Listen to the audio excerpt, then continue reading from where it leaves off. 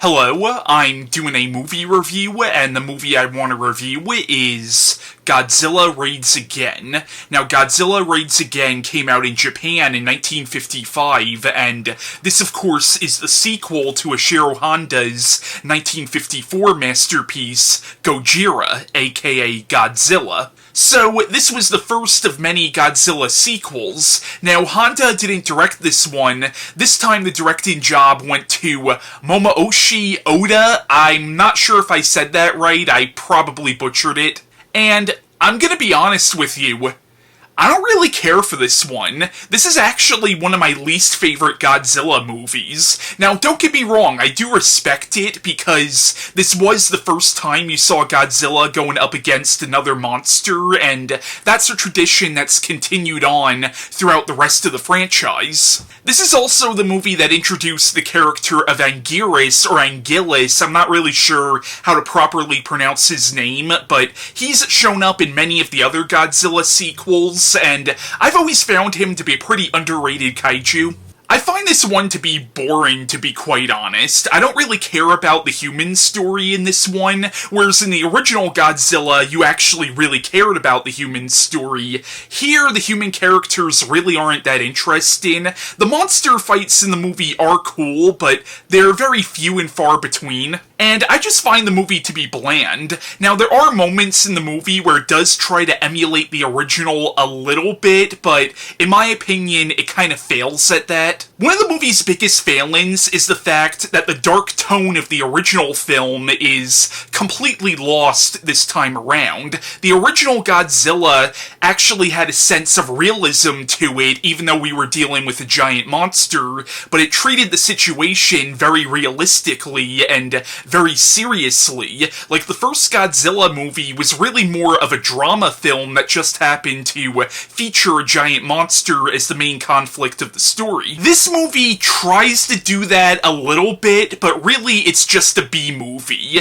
It's much more in the tone of a lot of the American monster films that were coming out around this time. Now, what the plot of Godzilla Raids Again is it's set sometime after the events of the original Godzilla. It doesn't really say how long after those events this has taken place. Like, you're not sure if it's a few months or a few years. The movie's not taking place in Tokyo this time. This time around, it's taking place in Osaka. Now, at the end of the first film, Godzilla was destroyed with the oxygen destroyer, but in this film you follow these two pilots who work for a fishing company. Basically, their job is to fly over the ocean and scout out schools of tuna and then alert fishing boats about these schools of fish, but what happens is they have to make an emergency landing on this island, and on this island they see another Godzilla fighting another dinosaur creature called Anguirus, or Anguirus. Again, I'm not really sure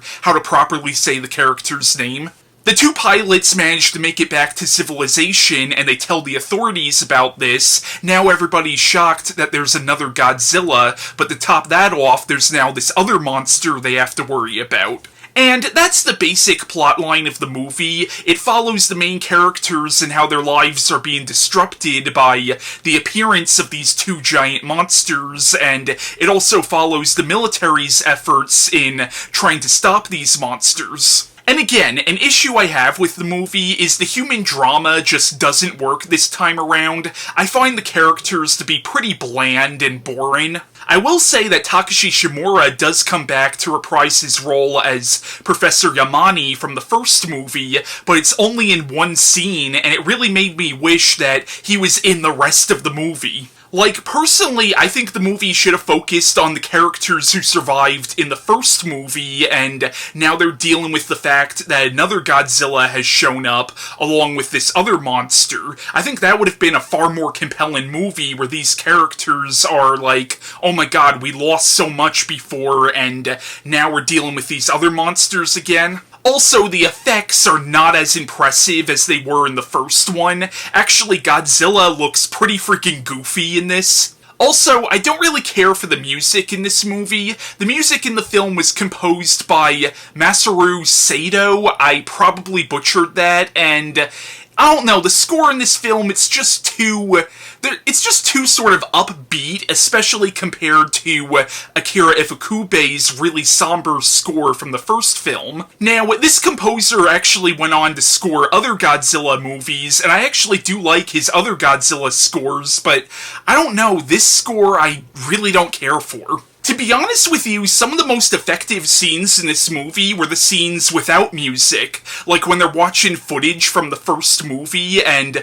all you hear is the projector in the background. Like, that's actually a pretty somber scene. Or there's like a scene where these planes are going overhead and there's no music, you just hear the sound of the planes, and that's also a really effective scene as well. It's like something out of a war movie. But besides that, I really don't care for this one. If you like it, that's totally cool, but this is definitely one of my least favorite Godzilla movies. Now, this movie was released in America in 1959 under the title Gigantis the Fire Monster, and this version is pretty freaking bad. Like, it's almost so bad that it's good. I mean, the dubbing is awful. There's a character in the movie named Kobayashi, who in the dubbed version, they make sound like an absolute cartoon character. But perhaps the biggest sin that the American version committed was they don't even call Godzilla Godzilla.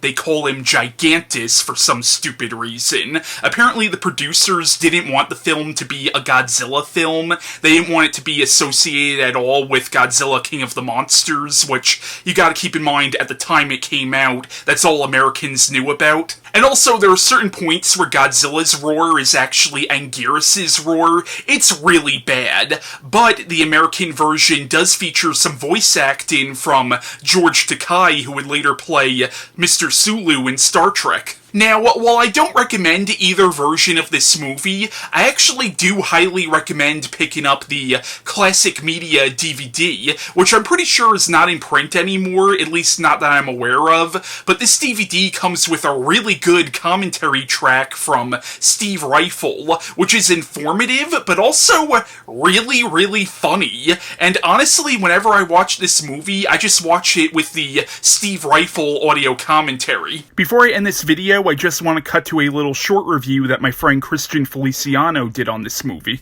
Godzilla Raids Again is very interesting because of the fact that it is a bridge between the first Godzilla film, which is an anti-war film, which is very important, and it really does get a message across that atomic weapons are evil, that war is evil, and it always causes devastation, and it should be avoided at all costs, that science is very dangerous when used for militaristic reasons. And then the bullshit that comes later on. Now, don't get me wrong, I love the bullshit that comes later on.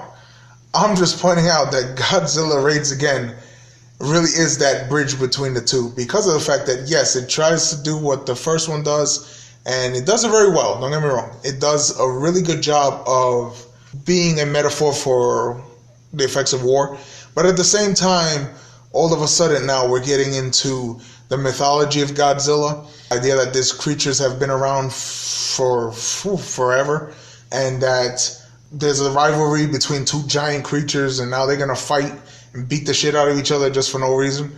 That kind of stuff is really what leads us into the later films like Godzilla vs. King Kong, Godzilla vs. Mothra, Ghidorah, all that crazy stuff. And of course the mythology that just loses its freaking mind as the films go on. This film, it really is the start of that. Why they decided to take it in that route, I don't know. I'm very surprised because of the fact that you know, especially since it was not long after, World War II when this one was made. I think it was pretty much only, 9 years, 10 years after World War II ended. So it's interesting that they did take it in this route so quickly, and it didn't just kind of like evolve over time into the other crazy stuff. So, it's whatever. It's a good story. I enjoy it. I'm not bashing the film. I sound like I'm bashing the film. I'm not. I love the film. I'm just pointing out that you can see that it's just interesting how they did that. Why they went in that route. I don't understand it, but I enjoy the film. It's very fun. I love the characters in this film. It's very fun. it's very fun to watch, the film. Godzilla, of course, is very fun. The other creature, Anguirus, is how you pronounce the name. I suck at some of these pronunciations, so forgive me. Is really cool. I like the idea that these two creatures hate each other and they're gonna fight each other. That's fun. I like where it eventually goes in the ending, and then you can see how that leads into Godzilla vs. King Kong, which is the next one. I really enjoy it. It's a really fun film, really fun. Just know that if you're expecting it to be like the first one, it's not going to be exactly like that. So that's the only warning I have for you. But if you enjoy Godzilla, I would recommend checking it out.